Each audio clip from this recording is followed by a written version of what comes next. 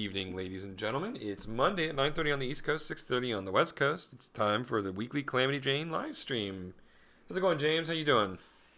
Doing just dandy. Happy holidays to everybody. Yeah, hold on. I'm gonna put my headphones on because if I recall, with OBS, I always get echo without these on. Sorry. Oh, no worries. Let's see. Let's do a test. There we go. There we go. Does that sound better?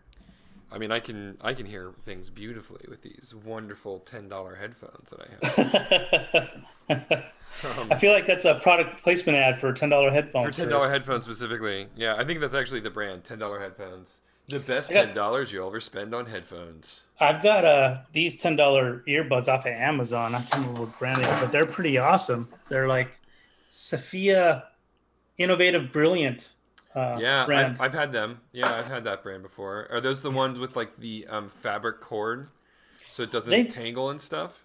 Yeah, they've got this non-tangle. Yeah, aren't those great? I had a pair of those for a long time. Actually, that specific brand that I got from Amazon, and I used them up into the point where they broke. Like I used them, Really? yeah, for everything. They were great. So how do they break? They just got wear and tear from just getting pulled out and Stepped everything. on And them. oh, that's a Totally bummer. stepped on them. Uh, I think I was on an airplane or something, and I think I stepped on him, and it yanked the cord and broke it because oh, because I stepped on it. yeah, Yeah. yeah. So, But I'm a fan so far. So hey, if you have cheapy, serious looking headphones like what you got, I'll have to find out. I don't know if you know the brand of those, but hold on, I will check. Oh, it's Skull Candy. oh well, that's a Yeah, kind of a given. Skullcam yeah, is pretty popular, right? yeah. I didn't even realize it. I know I spent $10 because I was at Target. I'm like, I need a pair of headphones that actually work, and like, what are the cheapest pair? And then there was these black ones that were like, okay, and it was like, what's the price? $10 sold, and then that was it. I was in and out of Target in 5 seconds. I thought Skull Candy was like high end, expensive stuff. Maybe Um, maybe at one point, but mm, it's just Target's generic brand of consumer electronic headphones now, as far as I'm oh, okay. aware. Oh, okay. Yeah, but they work fine. Like I've not had any. I've been using these headphones for a while now on our stream. So, Nice. but in any case, wow, I know it was a that was tangent a to start off the. whole lot of words to say absolutely nothing. well, if people are searching for headphones that are cheap or Well, earbuds, exactly. Like, yeah. we By the way, scratched that everybody, itch. we're abandoning the Calamity Jane live stream, and moving forward, every Monday will be our reviews on the latest set of headphones but available at your but local only Target, under $10. but Only only under yeah $10. yeah Yeah, yeah. all headphones only under $10. Yeah. Okay, um, moving on to the thing that our live stream is auspiciously about. We're gonna keep working on some walk cycles now, or how's yeah. that going? I'll go into share screen and we can keep on talking about headphones, Okay. whatever. Let me Um, let me do the thing that I always am gonna remember to do every week and then forget to do. oh, it's fun though. It's always fun to It's kind of yeah, no, it's a reminder. Yeah, people. yeah It's like yeah, I think it's gonna once this is popular and it turns into a drink, it'll turn into a drinking game, and yeah. Yeah. you have to Let's take a remind drink Eric. when I inevitably enable sharing. Uh, yeah, so as we last left off, I started making assets for on top of the sketch that I did in Blender 3D. Yeah. Let's watch the sketch first. Okay. So there it is. There it is. Mm-hmm. Walking away. Okay, great. And then I started making assets on top of it for use. Mm-hmm. Um, well, since last week, I've actually been working on this walk cycle some more. It's actually all the keyframes here, Mm-hmm. 5, 10, they're all done. Excellent. So now we can watch it in real time. Now I don't know whether my computer's going to chug, but it feels like it is a little bit. But let's just watch it anyway. So I'm going to turn off the sketch layer, Mm-hmm. and we will just watch it now. 1 second here. There we go. And let's try to watch it. There we go. It's way too slow. It's chugging a little bit, but you But get an still, idea. like that's really great. Like I love it. If you watch this in real speed, it's even feels better. Let me see if I can. Let me see Can you do any if sort of pre-rendering? I know this is not Premiere, but there we go. It's a little bit faster, and the nice. sketch is underneath it. But yeah, so That looks fantastic. That's amazing. It's amazing to watch Calamity come alive right in front of us. yeah, so yeah, that's her. She's coming along. The The pinch behind the legs at the knees is perfect. Like it's really great. Yeah, so when I was animating her, I brought in if you were to watch last week's stream, I blocked in all this stuff with rectangles, literally, like they were Yeah, ugly looking, yeah, and I right, started exactly. tapering them off, and now she's more closer to model for Nice. Calamity. With our show, though, what I want to do is I don't want to be too much of a stickler for the model because I want to be able to have some flexibility, which is why she's a salamander, so we can kind of get away with, making her kind of bendy and more Mm-hmm. Mm-hmm. flexible as Mm-hmm. needed for situations. She can stretch out a little bit. We'll make some rules up as we go, but um, yeah, for the most part, though, I'm pretty happy with the blocking, and again, maybe I'll play around with doing some more in betweens here, but in animation, it's a common term is usually people will animate on twos, which means every other frame is a keyframe. Oh, hey, there you go. Pro tip for our animation students out there. Yeah. Now, for me, I actually did this. You Now I don't know animated if this is right on fives. on Yes, you're right. fives, right? Yes. Right. Now I did that because in my head, I can kind of know, I kind of know what I want her speed of her walk to be. Mm-hmm. And again, this is kind of hard to do here live. With it chugging. But what it's going to do is it'll allow me to kind of have some leeway between the first frame and the fifth frame, and in between. So like if we were to, for example, if I want to play this and make her actually walk faster, Mm-hmm. we can take out one frame between each of these fives, make it on fours. Now let's try this out. Let me do another render real quick. Oh yeah, it's a little bit more Yeah, now urgent. she's Yeah. a little bit more urgent now, and that there could be situations where she will do that. Mm-hmm. But I did want to have her on fives for now, just because. Well, I don't know, because it still feels like the default setting for me for her. But more. I mean, I'll get more of a feel for it as we go. One other thing I wanted to try to do tonight, Yeah. as we're going, is you see how Oliver, like this is the challenge with doing a flat shading cartoon is depth is gone. We're really Right. going flat, right? Right. So I am going to attempt to kind of add a little bit of depth to what we're doing here, by just adding a little bit of a dark pass on some of this. So this will give us a little bit more chance to see something.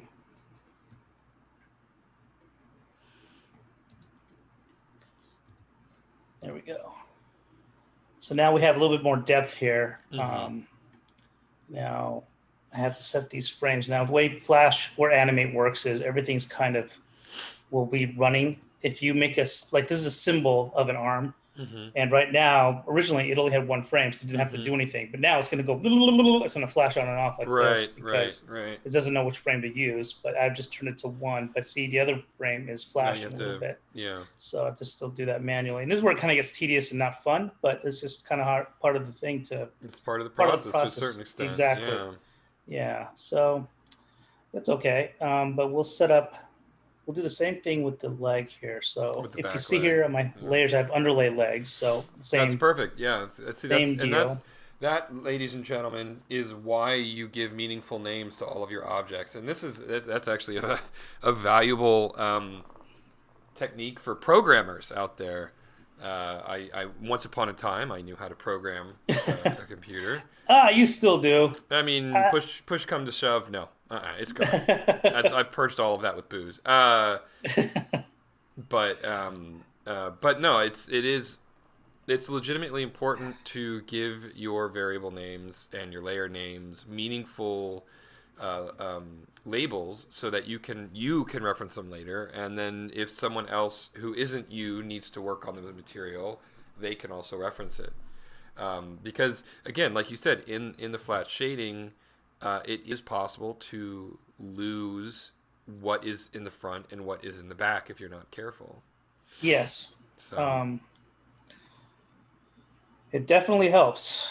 And also it's yeah, it's especially on a team, once everybody's on the same page, it also helps to know like what the team naming convention is for stuff, or Mm-hmm. like so this is, we're kind of bringing in our a little bit of studio background here, trying to think ahead, like how we would hand off a scene to somebody else to animate, and go from there.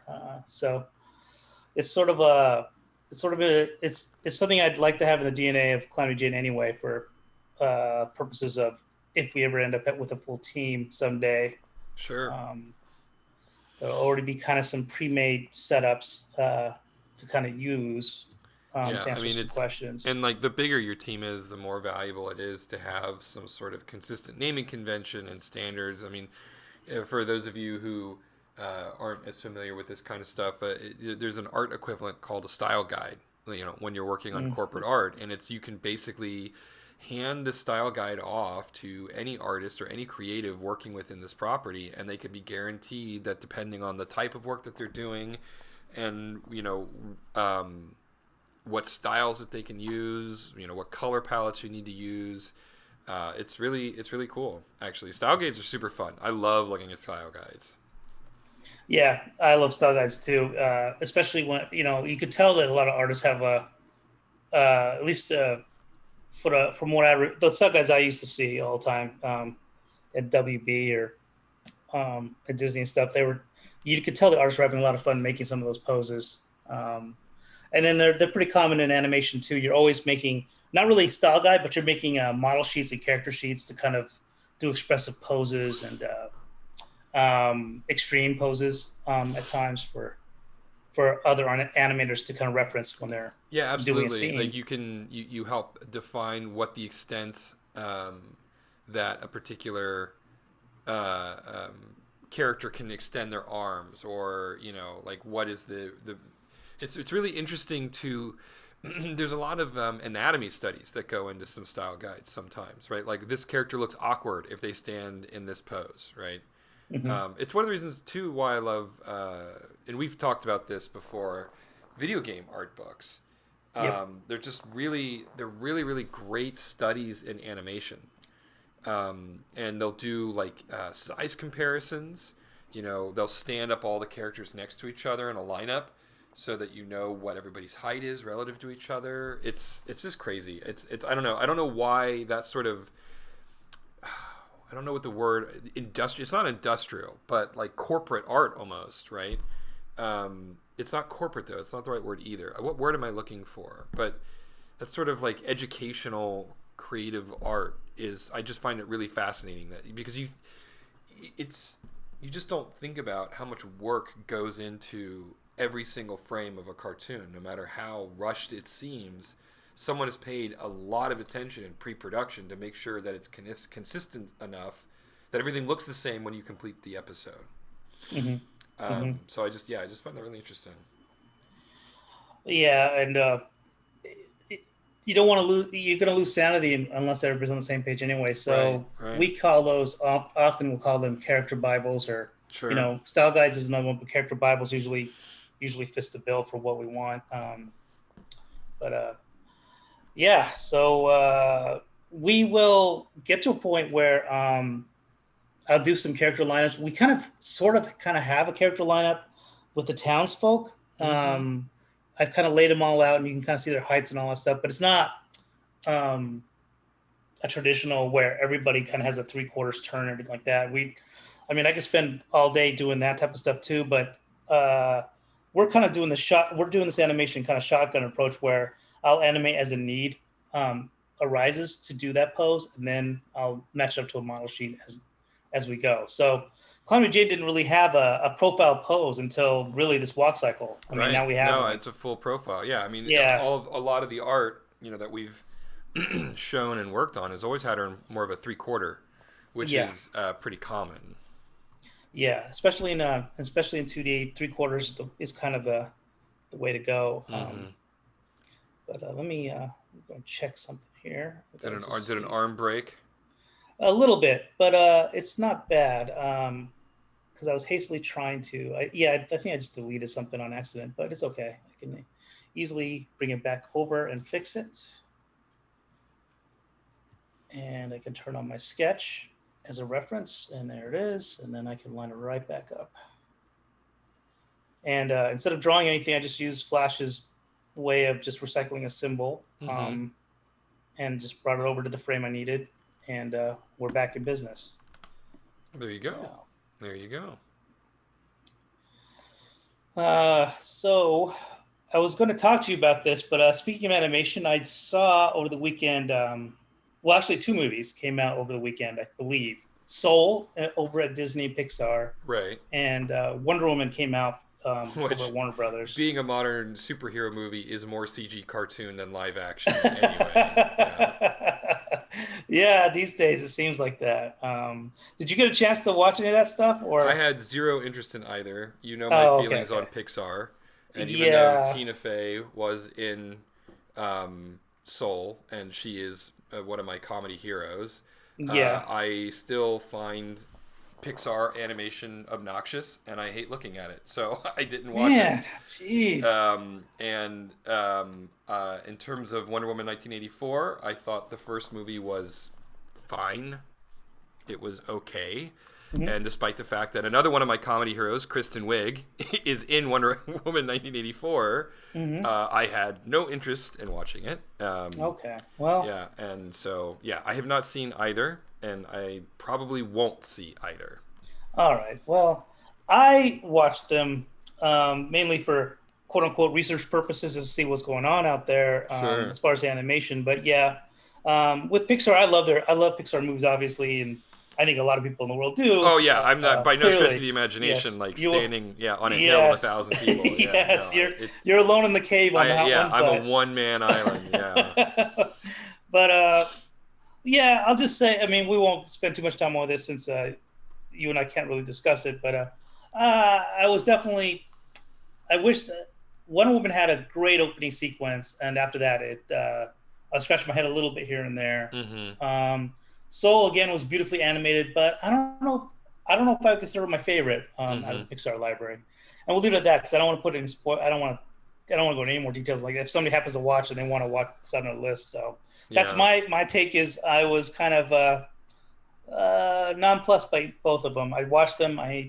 They passed the time, and I fired up Neo 2 on my PS4 yeah, that's instead. kind of where I was at. I looked at both of those and I'm like, yeah, okay, and that was it. Yeah, those are both going to be mediocre, and that was about as far as I got with them. Mm-hmm. Um, I I've been what's on my Netflix queue and has been for a while. If I could pry myself away from my Star Trek addiction, Mm-hmm. I would.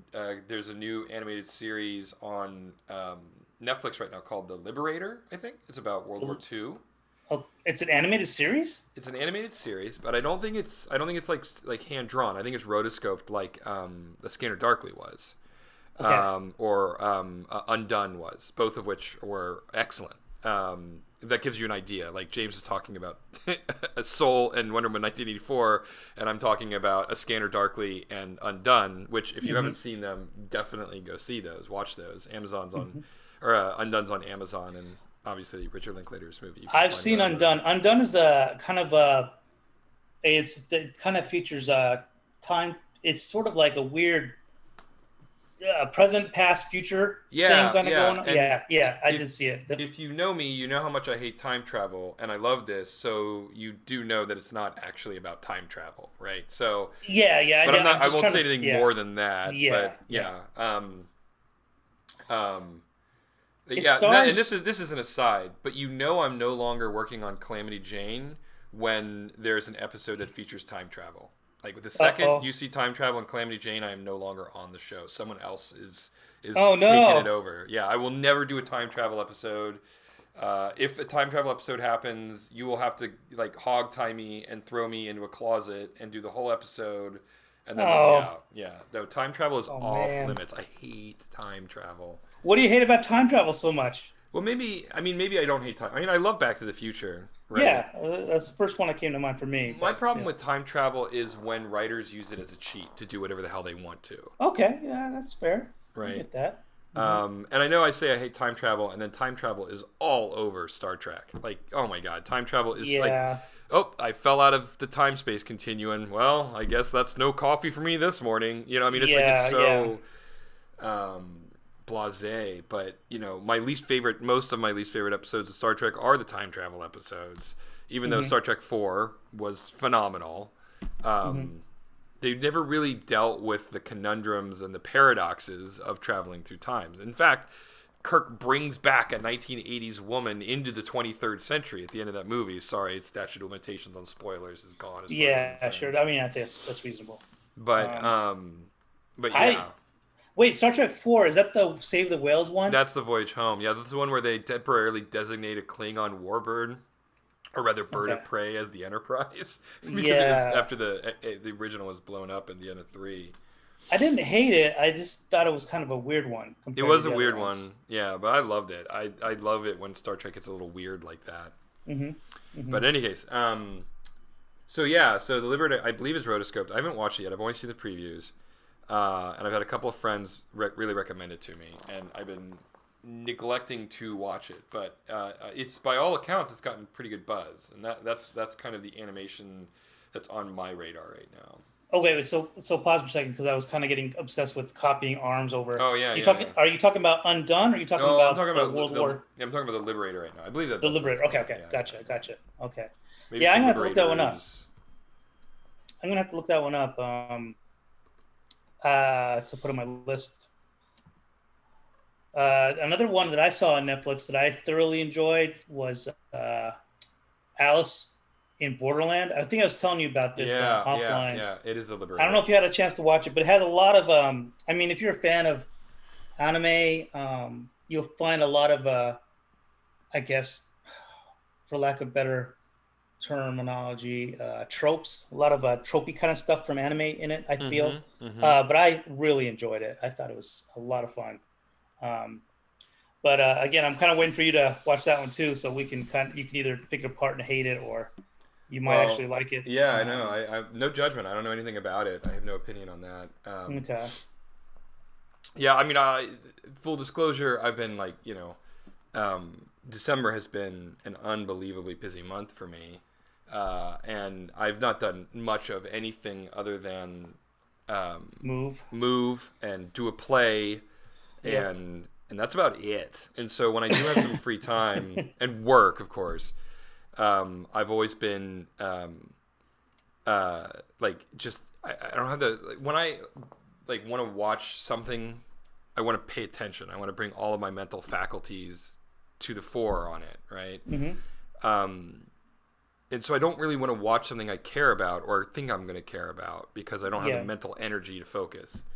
But Star Mm-hmm. Trek, like it's Star Trek, and you can like put your brain at half impulse, and Star Trek reference there, everybody. Wow, I was gonna say That you was pulled a Star Trek yeah, I up right did, now. yeah, and you're fine. You can still get through to it. So, um, so yeah, like just so watching TV on half impulse is really all I've had the mental capacity for.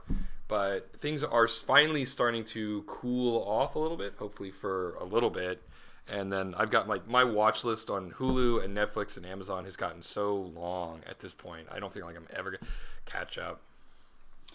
Um, yeah, for me, Avita and I will like usually our TV times at night, so we'll just kind of pick up what we're whatever's on our list. But yeah, like you, we have a long list as well. It feels like it.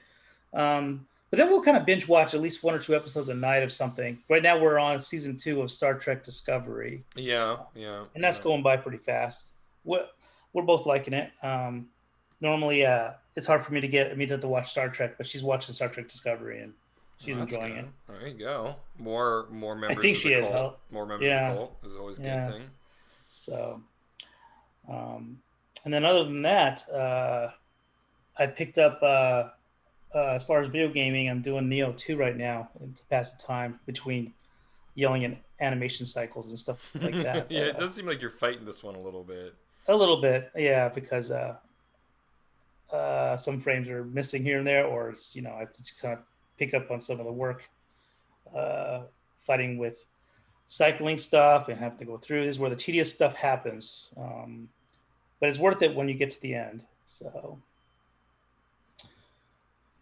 yeah. So are you all done with your play? You're all done. You're all I wrapped am. up. Yeah, it's all wrapped up. They're moving on to the next one, and I might or might not have a place in it. I don't know. I think tomorrow we're all going to get together and do a reading of it, just to get a sense of what the current draft is. But the whether or not that I have a role in it, I don't know. But that's totally fine. Like there's no expectations whatsoever. Hmm. But that won't be until sometime in February. So Um, I remember throwing this out at you. I know you have no power over it, but man, if there was a way they could live stream that stuff, that would have been awesome. I would have loved to have bought a virtual ticket. yeah, Um, they've talked to the guy who runs the theater about that, and part of the thing is it's a shoestring budget, right? And mhm. you know, getting the setting up the infrastructure to capture it, and then paying someone to manage the stream, and then handling all of the stuff. It's Yeah, there's absolutely too something many. that they've thought about. It's something they want to do, but it's kind of expensive. But yeah, I mean, it would be cool. There's no question about it. Yeah, I guess I didn't. It's taken for granted the amount of, lack of a better term, babysitting you'd have to do And that's on the really techie side. absolutely, and that's really where the most of the challenges is doing the tech work, managing the archives, managing the edits, Yeah, and then it's like there's some content issues. Like when we did the play, it was like for this tiny little thing, we had a really limited uh, um, seating for pandemic concerns. And so, there's licensed music that we're using and all this stuff that you couldn't do on a live stream, right? hmm If you tried hmm to do that on a live stream, then the Google robots would shut you down immediately. yeah. That's and Google robots are really good these days. They Yeah, pick up on anything. the Google bots Um, are violent. The Google bots are preparing for their uprising. Great. Well, if it's any consolation, considering the last few Terminator movies, Yeah, right. I'm not that I'm not worried concerned about it. anymore. Yeah, I'm no, not. exactly. Yeah, I'm not worried about it at all. Actually. No, no, no. Yeah. Let's see. I think we're down to the last frame here.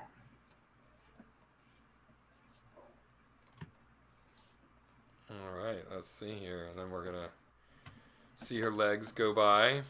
Yeah. So now there's some depth. Now let's try this out. Let's see where Yeah. I've got.